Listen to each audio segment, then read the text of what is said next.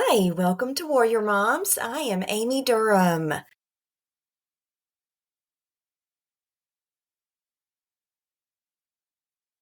And I am Michele Davis. We are so grateful that you are here. And we have a wonderful guest today, the director of hospital medicine at St. Joseph's Emory Hospital here in Atlanta. And we're so just pleased and just so grateful that you wanted to join us. So welcome.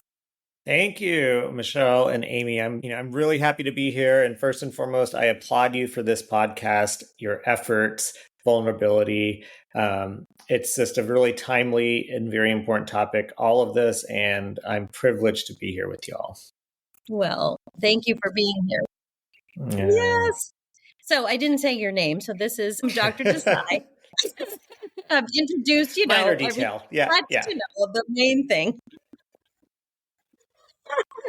Yeah. So what started this conversation was that we have Dr. Desai is a fellow author, and he came out with a book called "Burning Out on the COVID Front Lines: A Doctor's Memoir of Fatherhood, Race, and Perseverance in the Pandemic." And of course, with any trauma and just complicated issue dealing with loss and life, it's going to bring up all sorts of emotions. And then just the unknown of COVID. And so, of course, with the trauma of losing a child, we feel those similar feelings. And so we wanted to have this conversation just to really talk about Dr. Desai's experience, with that really life-changing pandemic, of course, and leading a team through that. But then really more what's important to Amy and I is just that personal experience, both in the workplace and then at home. And then how did that affect you personally, and both as a doctor and then just as a human, how he's handled that grief. So let's start. What I wanted to ask, I think first was, because I know you are a family man first and foremost. You love your work, but I really that's where you started in the book, was talking about a newborn and and your wife and just so proud of your family. And so how does those demands of being a father and a husband, and then you had the pandemic breakout and just those intense emotions. Take the readers through just those beginning chapters that you talked about and that unknown. Yeah, I mean, for 2 weeks before the country shut down is when my son was born, February 23rd, 2020. As with any new life, any newborn, any new addition to the family, it's pure exhilaration. We have a 4-year age gap between my daughter and my son, so we had kind of forgotten what newborn life really felt like, even though my wife and I are both physicians. So that was a rude awakening, those sleepless nights and all of that comes with it. But as I got jolted back into hospital life, it was really just very much a rude awakening. And it wasn't so much that I was going back to work. I was going back to work in a whole different world. And when we talk about grieving, grief can be so much. We're losing people, we're losing experiences. But the hindsight's clear that my wife was grieving that her maternity leave was not going to be what it would have been before. Our pre-K, our daughter who's in, pre-K, whatever you want to call it, was now homebound. She was taking care of 2 kids. For me, I was jolted back into the hospital where I wanted to be at home to make sure they're okay at home, but also I wanted to be in the hospital. I could never turn off between the two. And there were times, truthfully, where I know I wasn't fully checked in as a dad as I should be at home because I was so focused on impending doom or the doom that was going on. And I didn't really know often what I was bringing home. But at the same time, there was a lot of adrenaline that got us through that first surge. But it wasn't till that summer of 2020 when I could feel my adrenaline waning, and we knew COVID was here to stay. And little did we know we were going to have 4 subsequent very big surges, and nothing was over by any means. But I started to feel emotionally drained, mentally drained. And I tell this anecdote in the book also is one day in the early summer, all my daughter wanted to do was to learn how to ride her bike. And that was daddy's thing to do with her. And she wanted me to come home and just take her outside. And that's the first thing she wanted to do. I was exhausted. I was drained. And I was really internally pushing myself just to get through the day. I could feel something wasn't right. And when I was outside with her, I had to fake getting through her riding her first pedal without training wheels because all I wanted to do was go in and lay on the couch. And at that point, I knew something was off. And, fast forward that in multiple arguments at home, tense times at home, no one was truly happy and relaxed. And not that you should be when you have two little There was no joy. kids. No, there really was no joy. Thank you for saying that. There was no joy. How can we sugarcoat any of that? There was no joy. And we were all robbed of that, all of us in different ways. So a roundabout way to get back to the question is that's how it all started for me. And that's how my mental health journey, everything sort of came to fruition that summer and led me to my own personal journey to, get help and start to get better.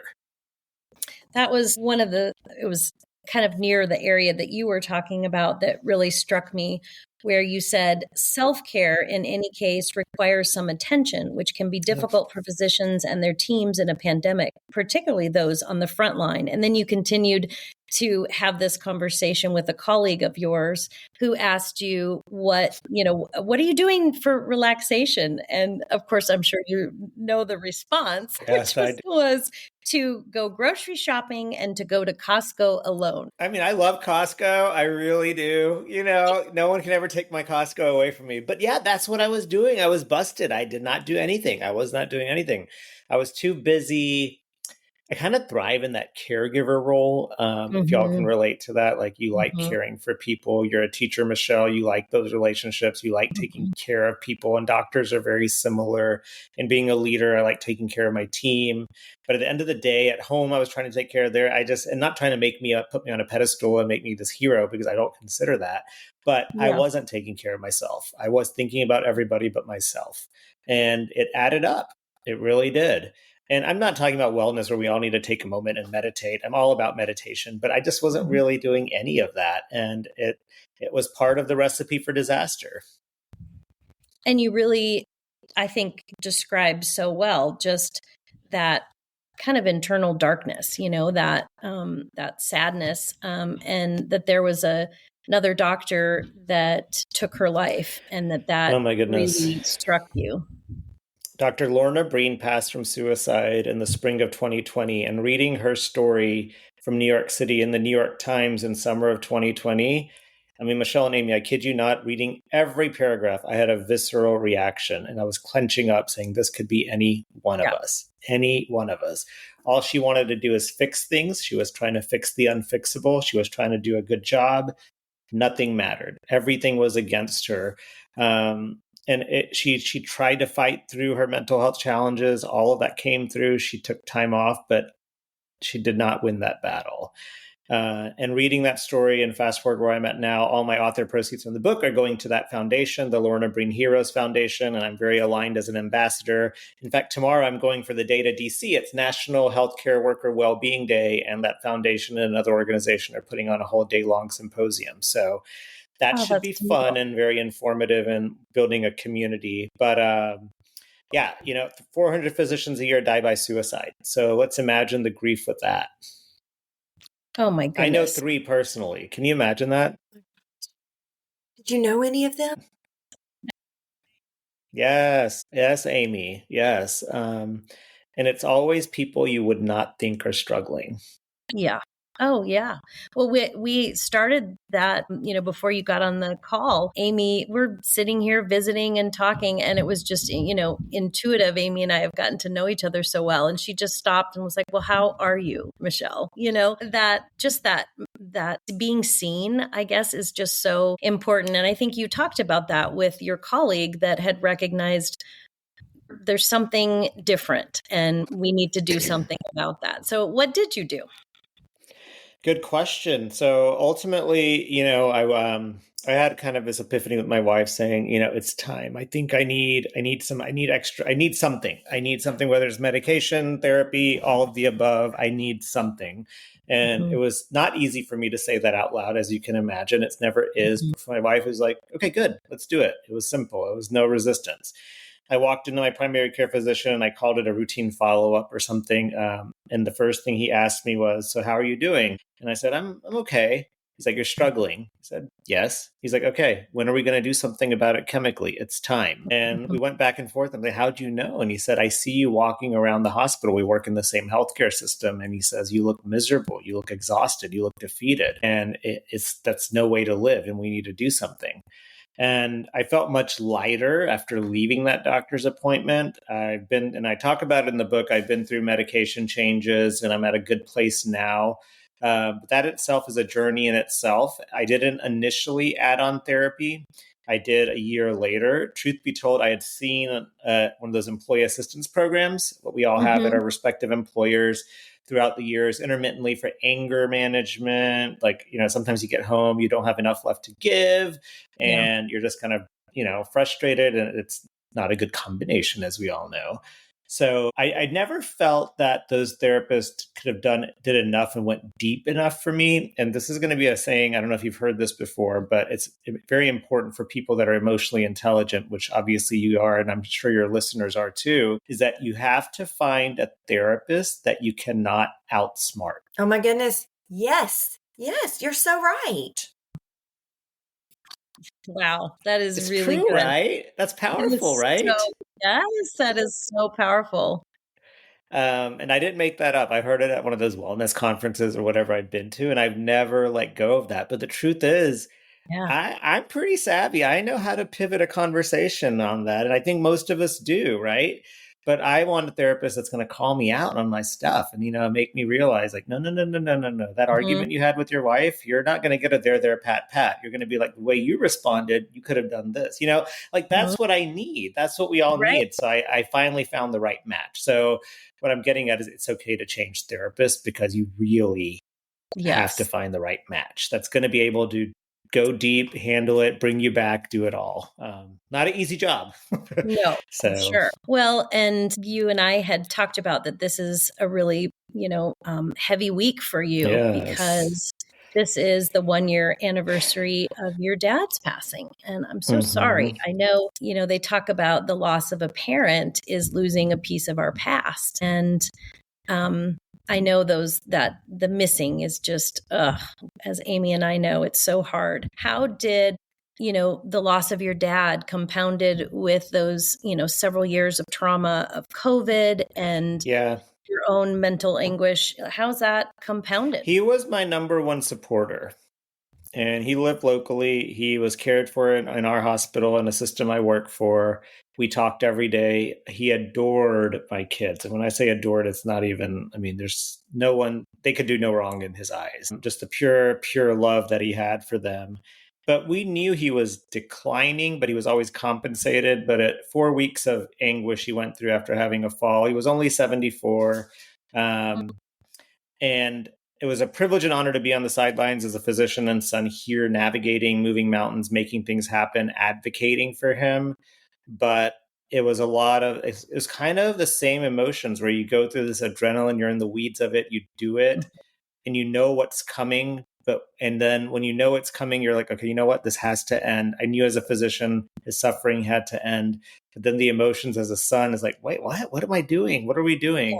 But I Yes. saw him suffer, and I knew he had lost what he had, um, what he was in many ways. And the best part, for what it's worth, is 2 days before he passed, he rallied and he said, "I'm done. This is what I want. I want hospice. You guys got to listen to me." And he even pulled me aside and said, "Don't let anybody change my plan. This is what I want." Wow. And he said that because he knew my brother, who's also a physician, would be a little bit more emotional. Not that I'm not emotional, but there's Right. always, families going through this. Oh, I'm that person in my family. I always feel like there's always somebody that wants not ready, right? And that's just the way it is. So he really, My husband's always told everyone, Amy is not in charge of my plug. She won't do it. She will not respect my wishes. And he's right. And it's terrible, right?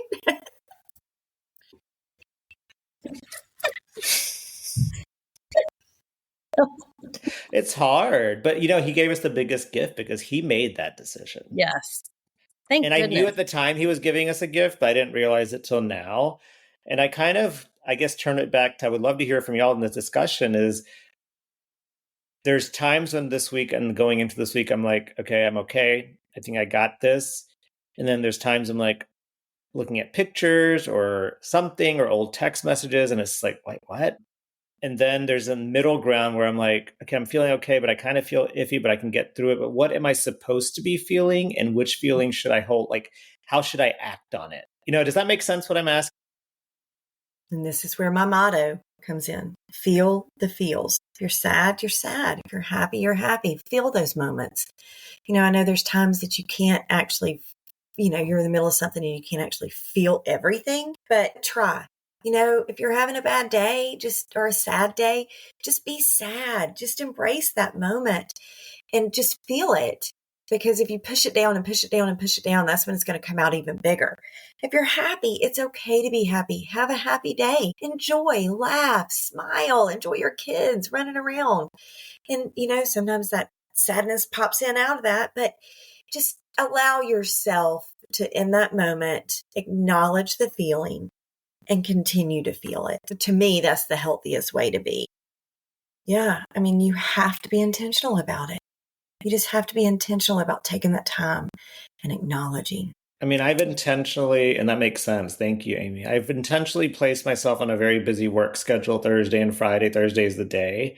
And part of me feels a little selfish for doing that, but I know why I'm doing that because I don't want to be in the gutter all day, truthfully. And I'm the type, if I'm idle on a day like that, I could easily be in the gutter, which I like to call. And frankly, I don't think that would be wise for me. Is that selfish? Yeah. No, I'm exactly the same way. Oh, that's Michele. Yeah. She's busy, busy, busy. Go, go, go. I, on the other hand, I'm like, don't make me do anything. Don't plan anything. Just let me embrace that moment. Let it come. Let me feel it. Let me embrace it. And I'll decide what I do at that time. Just anyway, we're just so different in that aspect, which is great. But I want to savor the moment too. It's a weird contradiction. I don't know how to explain it. What I try to do is just be intentional about the moments where I am going to break down. So I literally carve a space in my day leading up to those big moments. And what Amy and I have figured out is a lot of times there's just so much anticipation for those anniversary days. And then the anniversary days kind of, you end up being okay because you've done so much, you have so much anxiety, work and whatever. And then it's the after days that are really hard because, you're not in the mix of doing something to get ready and all of a sudden it's over. And so your brain and your heart kind of relaxes a bit. But that's a good point. The after days, it's like a balloon pop. It's over. And it's like, what now? And I'm almost thinking, what do I do after the 1 year mark? Now, like, am I supposed to be, okay, they say it takes a full year to grieve and then it gets easier. We've all heard that. Yeah. Right? We've all heard that, right? The 4 seasons, blah, blah, blah, blah, blah. But then it's like, what do you do after that? Yeah. And truthfully, what every single one of us grief moms in this group, it's really year 2. And I hate to even say that. Please say it. No, we need to embrace this. But year 2 is honestly, of course, year 1 is hard in so many ways, but year 2, you come out of this cloud and that's when the missing is really, really heavy. And like you said, you're able to go to those things, which maybe that first year you didn't as much.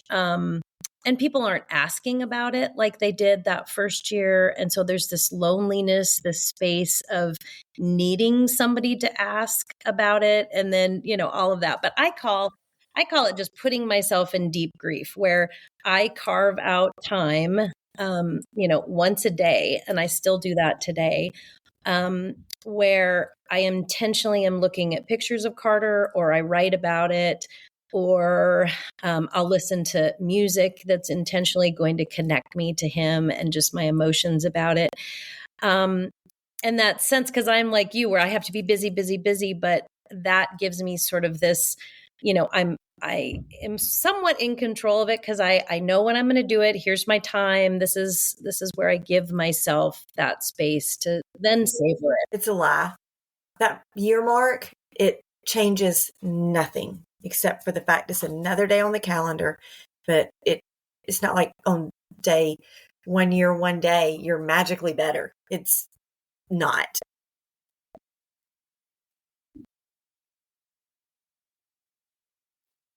Mm-hmm. Yeah. David Kessler, do y'all know that name? David Kessler with grief. Have y'all heard him speak? I'm sidetracking, but I heard him speak in, was it January? No, I don't know, sometime recently through St. Joseph's. Anyways, they had this speaker series, and one quote about grief, and I went to the session on losing a parent, and he said, you enter in the middle of somebody's movie and they leave in the middle of your movie, and you're never going to have enough time. That just hits hard, doesn't it? It really does. Ooh-wee. Yeah. Sorry. It's just, no, I mean, it's good, but it doesn't solve anything. It just kind of puts things in perspective. Like, this is it. Yeah, like, oh, great. Now what? And I guess one of the things I also, that I wanted to ask you about in this, you have this hard week, you're thinking about it, you made a day on Thursday that's really busy. What's that doing to you physically? What we've noticed is just that physicality of grief. We have really felt that, certainly we have not heard anyone talk to us, and books that we read about our trauma didn't talk about that. So that's not talked about much, you think? Then is that an untapped area, the physicality of grief? That's a really good way of putting it. And I know one's ever brought that up to me, and I'm so glad you are. The first thing I think about from a physicality and physical health standpoint is my sleep. Sleep is forever. I'm also at baseline. I have sleep. I'm not the best sleeper. I take melatonin. I've done sleep aids before. I don't do those anymore. I took ashwagandha as a supplement. But I want to say, and I tell my wife this too, the last year, the dreams are so vivid. He's in my dreams constantly, good and bad. I know. I guess. I know. I am. You're right. I can't discount that. But sometimes, believe it or not, I say, can the dream stop for a night or two? Because it's exhausting. Well, and you wake up and it's a lot. It's just a lot. And how do you go, oh, I got to go brush my teeth? I know. You know what I mean?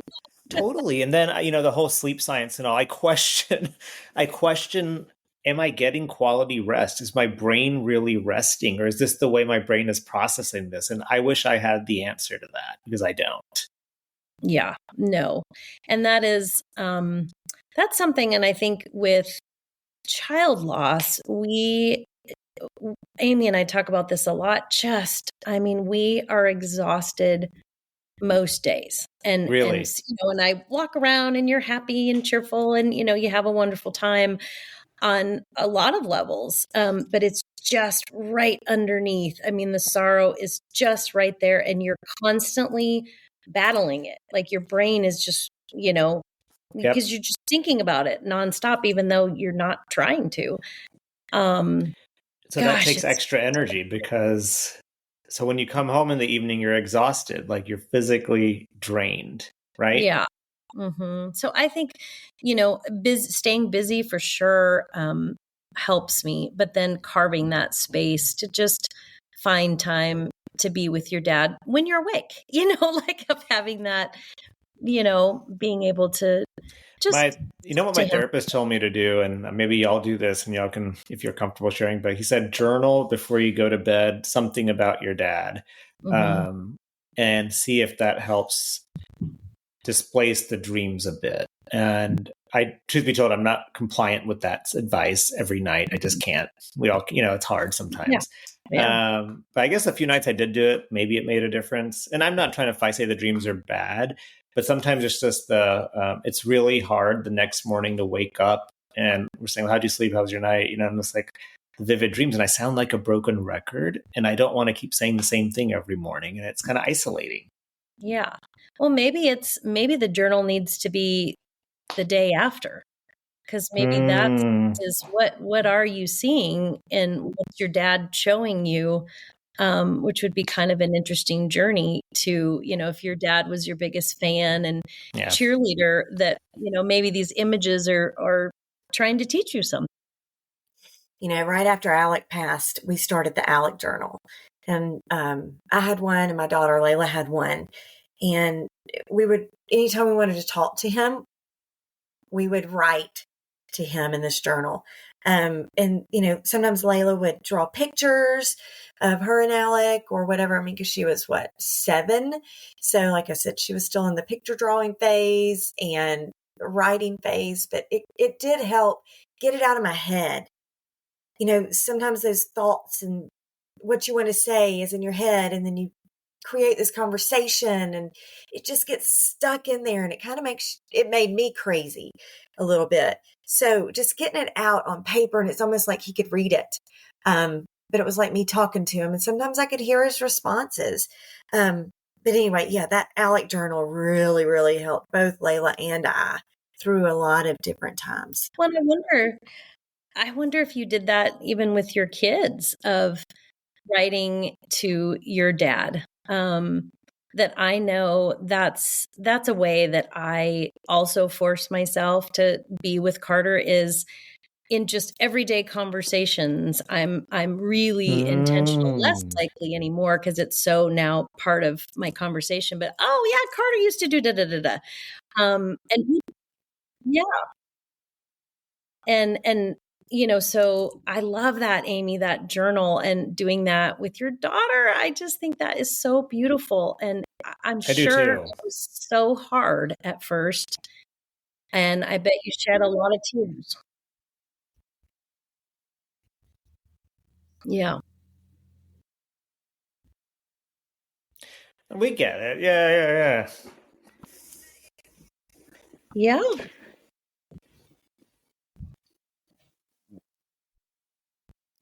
One of the things that Greta said that just reminds me, if you were kind of talking about your dad with your kids, is I remember I was taking Greta to school. Amy, you've heard this, but and I was crying. It was probably 2 weeks into after we had lost Carter, and I wasn't back at school yet, but Greta was back at school. And I'm dropping her off. And the first thing she asked was, well, Mom, I'm going to school. When are you going to go back to school? And I thought, well, yeah, here's this little 8-year-old and she's facing the day. And so I thought, yep, okay, that goes on my to-do list. And then she said, Mom, you're so lucky. And I said, why is that? And she said, well, you had Carter for 17 years. I only had him for 8. And I think that, like that journal, Amy, I bet you got to see, Alec through Layla's eyes and things that, she would say that could be kind of interesting to do. I love that. Y'all go back and look at those too over time, or is it kind of what's the right recipe on that? I guess it's everyone's their own person on that. I don't know either, because I don't, when I have gone back and looked at some of my previous journal entries, whatever they are, I'm like, oh, I said that? Really? Those are my thoughts that day? It's like, oh, I don't know if I want to, or it's like, that was dark. Let's not read that today. Yeah. Kidding. Well, and one of the things that you talked about in your book of, having to gain, both this mental resilience and emotional resilience, and just to persevere through the pandemic. And then, of course, with the loss of your dad, how has those two things really challenged your idea of what is perseverance, and how do we as humans actually make ourselves persevere? What is that? That's a really good question. And I don't know that I have the right answer. for me, from a COVID standpoint and all, I think I just had to look at what mattered to me. And that was family. And at the time, and still is, obviously, professional career and sustaining that. And as my therapist tells me, how can we keep you on the best track that you want to be? Or this, we're all these beautiful people that we are. And I'm deviating from that through these whatever's going on. How do I get myself back on that track and be this person who I want to be? That's what, through COVID and all, through my dad and that journey and persevering, I think I'm still figuring it out. It's interesting. My years before my dad passed, my wife and I, we were talking, and, she's a very strong person. And she said, if and when, more so when our parents pass, we can't completely break down to a point where we're not functional. And I said, no. And I think she said that looking after me, because she knows I'm probably more fragile in many ways, as strong as I am, more fragile. So in many ways, I chose to march forward. And, the only other way is including him in our day-to-day conversations, not avoiding that he's not here, including him with my daughter when it's happening, or my son, this feelings coming in, talking about him. Even my now 5-year-old, the other night, he was saying, well, I want to go, I know he's dead, but I want to go visit him, and I want to take a plane or a bus and car. And I'm like, what do you want to do when you visit him? I just want to give him a big hug. And I was like, so they get it in their own way. Yes, they So do. I'm hopeful we can keep that conversation going. But honestly, Michele, that's the only way I've known how to persevere, is include him, and not make him forgotten. And that's 360 days in. That's where I'm at right now, I guess. Well, that's good.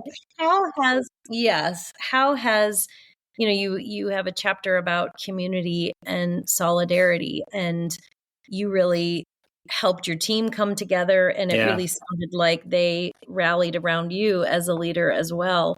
And so thinking about what you learned about community and solidarity through the pandemic, what have you learned about that in this real personal loss with your father? I think it goes to show relationships matter. It trumps everything. When you have a team, a camaraderie, and I always say, Amy, I'm sorry, I don't know if your career background and profession, but I know Michelle's a teacher, but teachers and healthcare workers on the front line are very parallel in what they experience, doing what they do. But, having my group, having that group that's carrying you through, we may experience professional differences, which we will, and we always do. But at the end of the day, we have each other's back. And I think I'm proud to say I've set that tone from the beginning, that we are still humans, and we're going to always focus on family first and what our personal needs are. And when I see somebody not doing that, or somebody sees me doing that, it's going to be no. And when I was going through it, they're like, stop, you're not doing this. We're going to do this. You're going to go away right now and take care of yourself. And it took me a week or two to get into that zone. And then I realized, you know what, I'm going to allow this, and I'm going to be taken care of by them right now. And it's a very good feeling, actually, knowing you have that. And that really kind of grounded me, especially last year, knowing that's the stability that I had during that time that I really needed. So that's how I managed that. What advice would you give, for all of us, family and friends, that have gone through child loss? What do you say to them in terms of what could they do that helped you, family and friends and coworkers, both in the pandemic and with the loss of your dad?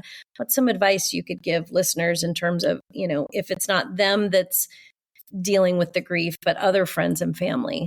How can they help? Yeah. I think there's a lot of us that like to hide behind the idea of scared to bring it up, scared to bring up that topic, the elephant in the room. And Yes. I've been a victim of not doing that in certain situations, and also one that I was hoping somebody would bring the elephant, and they're avoiding, trying to make things semi-normal, which makes things worse. So I would say bring up the elephant in the room. And there's ways to do that. You don't want to be so abrupt about it. We're like, so how are you doing? Your dad died yesterday. What is it like? Not as maybe that tact isn't great, but look, I know, look, to say, look, this is awful. This is the worst thing that could have happened. And we can't sugarcoat any of it, and know that I'm here and I'm feeling it with you as much as I can. And I'll be with you, whatever you want me to do through this, but we're going to get through this. And I don't know, I think it's important to bring it up and not ignore it. Honestly, we have to acknowledge it as much as we can. If that's the best advice I think I can give. And I give that to myself. I'm saying this to myself too, because there's times I pretend everything's okay and it's not. And, we get in our grind. My wife and I get in our daily grind, and then we're like, oh, what? So Yeah. I know none of us are alone in that. We all feel that, right? Yes. And then a week later, you're like, you said this the other week. Why did you say that? I was feeling this. Like, what? Why didn't you tell me? Anyways, same. Exactly. I love in your memoir that you ended, really talking about this idea of, and you weaved it all the way through, of just hope in the recovery, both of, dealing with all these 4 waves of the pandemic and loss of life, and all of the challenges, of course, of vaccines and all of those things. Yeah. But you maintained in your memoir, even when you talked about those dark days, I really felt that there was just this internal hope. Talk to us about that. Hope that there's people that are still going to do the right thing. And hope can mean different things for different people. And I've learned that, if I'm taking care of a patient who's end of life with cancer, I can still give them hope. And that hope may just be keeping their pain controlled and getting them home to their bed and not laying in the hospital. That's the hope I'm giving them. And that's okay too. So when I say saying hopeful, I think the hopeful part of me is ultimately good health starts in a community, right? Whether it's in the community, whether it's a neighborhood, a church, a school. And when I define good health, it's not only blood pressure, diabetes, all that stuff. It's everything about us, the whole psychosocial picture, all of it. And the hope that I get surrounded with is that we can surround ourselves with the right community that's going to help propel all of us keep moving forward. And that community we have, the supply demand of it will change over time, but finding that core community that you can depend on. And I have that in many different ways. And for that, I'm blessed, and I want to keep having that. And I hope I can sustain that, whatever we all do next. But that's the hope, because I will say this, healthcare is so complex, and both of you know this, and the system's not getting easier. And the things that keep me grounded when the days when I'm feeling the most frustrated with the way our system's failing us is the community that we have. And that's more on the smaller scale, but that also matters significantly, because none of us can change the bigger system, but the small bites that we can do, we have a little bit more control over. So that's kind of my message on that. Am I hopeful every day? I have my moments where I'm probably not, and I'm a little more dismal. But I think it's repositioning what hope really looks like for us, and that's a very intentional practice, right? That takes me a lot of time to do as well. So, yeah, it can change too, right? I mean, hope doesn't mean everything's going to be positive. And I kind of make fun because sometimes my wife's like, let's go for a picnic in the park. I'm like, you're so Pollyanna. What are we doing? But everything can't be Pollyanna, right? Like everything's not going to be. So finding hope in something like that. So, that's when I can think about these end of life situations, all of that comes up, is like, we really can find some hope in that. And it's just reframing our mindset through that. I love that. Well, any final thoughts just about deep grief, or just your lessons that you learned about? The grief journey is that you don't know how bad it is until you really go through a significant loss. No matter what you read, what interviews you've seen, movies you've seen, you really don't know what it's like until you've been. And I almost feel like me talking to y'all, it's like, you should never compare your despair, right? I've heard Robin Roberts on ABC, Good Morning America, say that we should never compare our despair. But knowing that y'all have lost a child, like, my grief in my mind should be down here because y'all are gone through a lot worse. But we're all dealing with collective grief differently on that. So I fully admire and respect that you have started this platform and this communication. It's Warrior Moms, and I love that you've included a dad here. And I hope you'll continue to include more dads, because there's too many dads, at least males, that I'm trying to focus on to talk about their mental health and really open that can up a little bit, because I've had to embrace that journey too. And it is very powerful. It is so powerful. Amy had her husband on a couple episodes ago, and it was such, gosh, for me personally, it was so powerful just to, even in the way he responded, it was slower, more really thoughtful. He was really thinking so deeply about the questions and answers. And I got so much out of it. And I feel the same about today. I'm so Well, thank you.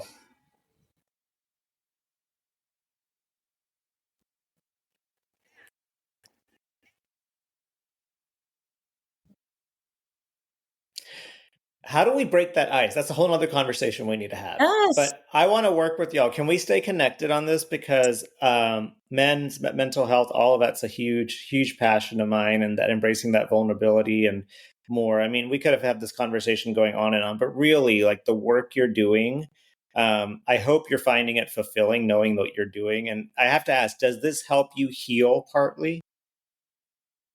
Yes. 1,000%. Oh my goodness. It doesn't feel like a chore doing this, I'm hoping, right? This is a passion project. What I love is that Amy and I have this like natural rhythm. We never talked about it, but neither of us, just in our personalities, are really stuck on, oh, it has to be, Monday at 6 and we have to do this many this week and so forth. Both of us, and it works well just for our partnership. And I think in this deep grief, that's really given us this space that, okay, when we have a topic and we're really energized and we're feeling good with where we are in our grief, like this week, we're doing 3 that we're going to space out, but we might have to go sometimes 3, 4 weeks. Yeah. Oh, I know, right, Michele? I mean, like over the holidays, gosh, I don't know how many, we didn't get very many out at all. Like I was having bad days and down in the dumps, and then Michele had other days. It's just, sometimes two grieving women with busy schedules, it's hard to get together, but emotionally, sometimes we're just not ready to even talk to anybody, but we do our best, don't we? We do our best. Just emotionally. Ups and downs. And I love that you talk about that openly. I love that you mention that openly. We have to. Yeah. Well, you clearly are doing what you're doing. Yeah. And I think that just, breaking those barriers of talking about it, but then also that realization that this is, like you had said earlier, it's hard work, right? And it's intentional work. Like you do have to face it, and that's heavy and exhausting. And I would love to keep visiting about this, like you said. We will. Let's do that, can we? I'm always. I'm not inviting myself back, but I'm always ready to come back. I love it. You can be like Oprah's Dr. Oz. You can be our. Oh gosh, I'm all about it. Did Jeremy tell you to say that? Because I am all about that. Like, I'm ready. Sign me up. Give me the contract. I'm there.